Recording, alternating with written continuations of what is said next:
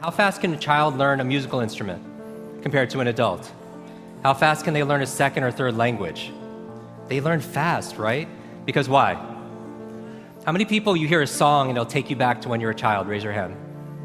How many people it's not a song, but maybe it's a fragrance or a food that will take you back decades?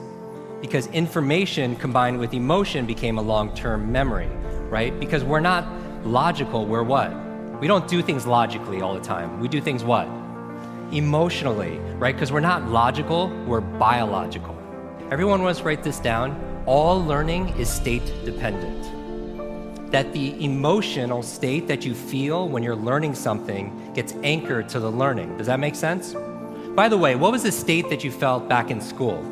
Bored, and the other half of the class is like confused, right?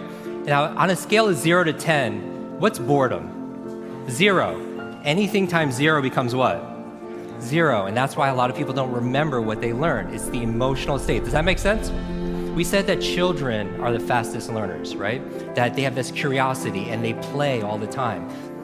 Now, it's been shown in science, the research, by playing more actually creates neurogenesis and neuroplasticity.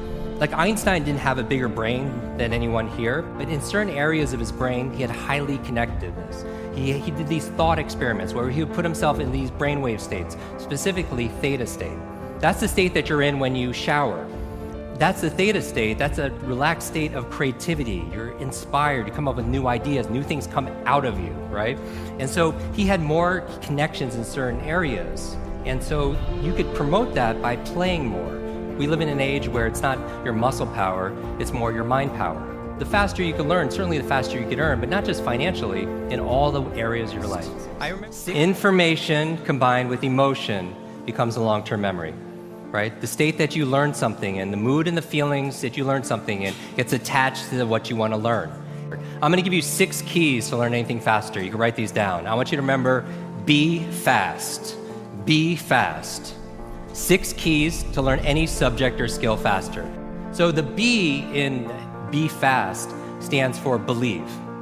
Because if you believe you can or believe you can't, either way, what? Either way, you're right. All behavior is belief driven. How many people here talking about memory? Because memory, forgetting is a state. A lot of people say, oh, I have a bad memory, right? They always think I have memory, or I have focus, or I don't have focus, or I have creativity, I don't have creativity. I want you to scrap that. Creativity is not something you have, it's something you do. Memory is not something you have, it's something you do. There's no such thing as a good or bad memory. There's just a trained memory and an untrained memory. Your brain is like a supercomputer, and your self-talk is a program it will run. So if you tell yourself you're not good at remembering names, you will not remember the name of the next person you meet because you programmed your supercomputer not to. Your mind is always eavesdropping on your self-talk. And so the challenge here is this: too much information, too little time. The amount of information is doubling at dizzying speed, but how we learn it, how we remember it, has that changed at all? Your brain cycles through different brain waves. Beta is when you're most awake, delta is when you're asleep, theta is right above delta. That's the state of creativity we talked about. Like in between theta and beta, when you're most awake, is a state called alpha. Right? It's a state you go in when you meditate. States you go into when you do deep breathing. State you're also in when you watch television. The alpha state is a great state to learn in though. So how do you keep your brain active? So smart devices could be extremely convenient. I'll give you a third villain: digital dementia. This is the idea that we're outsourcing our brains to our smart devices. We're so reliant on our smartphones that our smartphones are making us stupid. It's convenient. I don't want to memorize 500 phone numbers, but we've lost the ability to memorize one. There is no learning without remembering. So B is believe. Believe you can, believe you can. Now the E, I'm going to go through these really fast, is exercise. Exercise.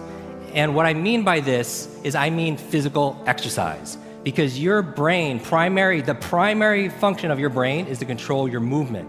As your body moves, your brain grooves. If you want to learn any subject or skill faster, the F is to forget. Forget. A lot of people don't learn faster because they feel like they know it already. right? So you want to forget about anything else than what you're learning here, temporarily. The A in FAST stands for active. You take notes, you ask questions, you participate in it.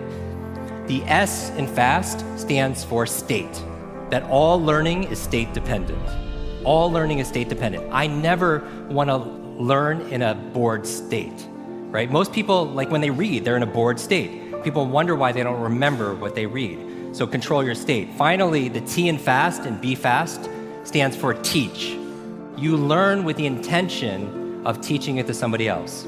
If you had to teach this to somebody when you got back home, your team, your family, your friends, would you learn it differently, right? So you learn with the intention of teaching to somebody else. Because when you teach something, you get to learn it twice. So my question for you is this. If you could go back to that child inside of you, that younger self, and right now tell them something that they need to hear, what would that be?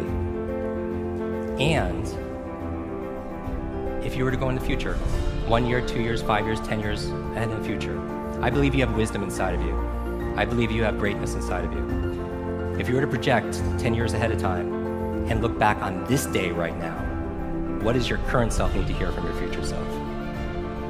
I have a quote that I get quoted on more than anything else. It talks about an egg and stress, that your egg is like your life, that if an egg is broken by an outside force, life ends.